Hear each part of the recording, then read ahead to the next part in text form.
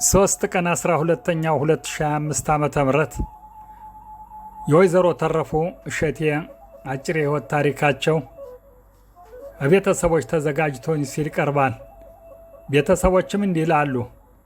ክብርት እናታችን ወይዘሮ ተረፉ እሸቴ የመጀመሪያ ዓመታታቸው በ15/12/2025 ዓመተ ምህረት ስለሚፈጸም በቅርብ በሩቅ ያላችሁ ወገኖች መጥታችሁ ነፍስ ይማር እንድትሉ ቦታው በፈርደስ ኻና ከተማ በረሆብ ደሬህ ለመርሃብ 84 በሚገኘው ቤት ክነሴት ክህላቴ ወይም የጸሎት ቤት ነው የሚፈጸመው።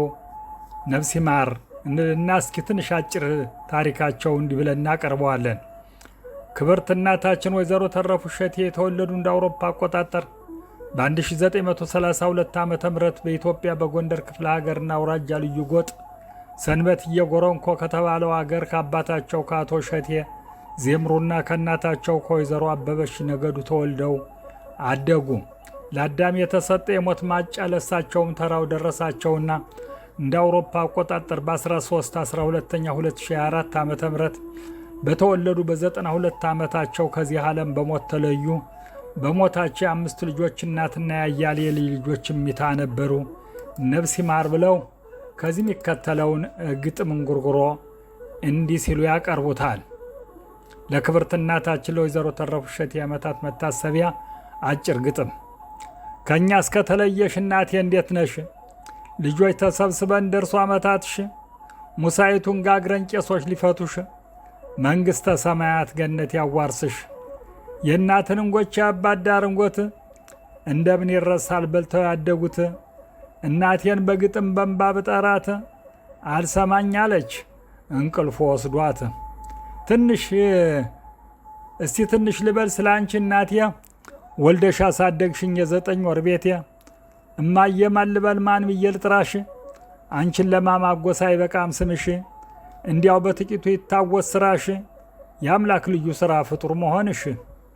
ብርዱ ሳያግድሽ ፀሐዩን ሳትፈሪ የሰው ፊት ራቡ ጥማቱ ሳቴ ራስሽን ረስተሽ ለልጅሽ ስታበይ ውሌታሽን መክፈል ይቻለናል ወይ?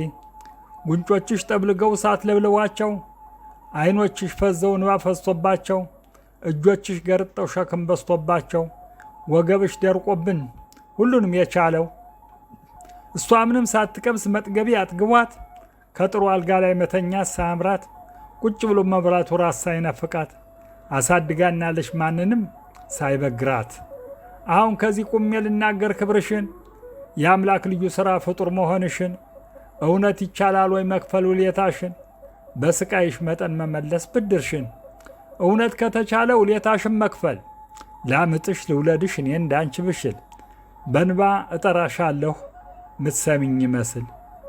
9 ወር አርግዘሽ አምጠሽ ወልደሽን ጡትሽን አጥብተሽ በጫንቃሽ አዝለሽን እሽሩሩ ብለሽ እያቆላመጥሽን በወተቱ ሞልተሽ በቅቤ አቅልተሽን በክብር በዝናንቻ አሳድገሽን በልጅነት ድረሽ አጎራብተሽን ልጆችን ጠብቀሽ አይዟችሁ እያልሽን ብድር እንድንመልስ ቃል አስገብተሽን እማዬ ምን በላሽ በጠዋት ቁርስሽ እየጠበቀሽ ነው አፈራትሽ። ቃሌን አላጥፈውም ይኸው ብድርሽ ሲያምሽ ሳስታምምሽ ሲርብሽ ሳጎርስሽ ከአቅም የበላይ ነው እንዳልመልስሽ። እናት ቀለስላሳ ጠባዋ ለስላሳ ሽንት ርጋግ ጠርጋ ቅርሻቱን አብሳ ቢሮዋ ቆላምጣ ስሙና ማጉሳ በማጀቱ ገብታ ሞሰቡን ዳሰሳ ብዙ እንኳን ባይመሯት ድስቱን አባብሳ እኔ እንደፋ ብላ አቅፍ አርጋ ጉርሳ ሳታበላ አታድርም ቢተኙም ቀስቅሳ በሽታ ይለቃል ስሟ እንኳ ሲወሳ። የወረቀት ብዛት የፊደል ጋጋታ ዘርዝሮ አይዘልቀውም የእናትን ውሌታ። መጸለይ ነው እንጂ ጠዋትና ማታ ክፉ እንዳያገኛት እንዳትንገላታ። እንኳን እስከ ሥራ ቁጭ ብዬ ከቤቴ እናት ዓለም እያልኩ ስምሽን መጥራቴ ልደክም ነው እንጂ በከንቱ ልፋቴ ዛሬም አለቅሳለሁ እኔም ልጅነቴ። ዛሬም በዓመታትሽ በቀብርሽ ደርሰን ከቀብርሽ በላይ ችቦ አበባ ኑረን በንባ እየተራጨን እንመጣለን ዙረን ፍቅርሽን ስለማውቅ አንቺ ልጆችን ትመጫለሽ ብለን እያየን በሩን ለካስ ቆርጦ ሆኗል መለየታችን። መንግሥተ ሰማያት ይማር ነፍስሽን ይላሉ ቤተሰቦች እኔም የግጥም ደራሲው ካሳው ማሩበት ይህን አንቤ ለዓመታቸው መታሰቢያ እንዲህ ስል ከፎቶግራፋቸው ጋር አቀናብሬ አቀርበዋለሁ። ነፍስ ይማር።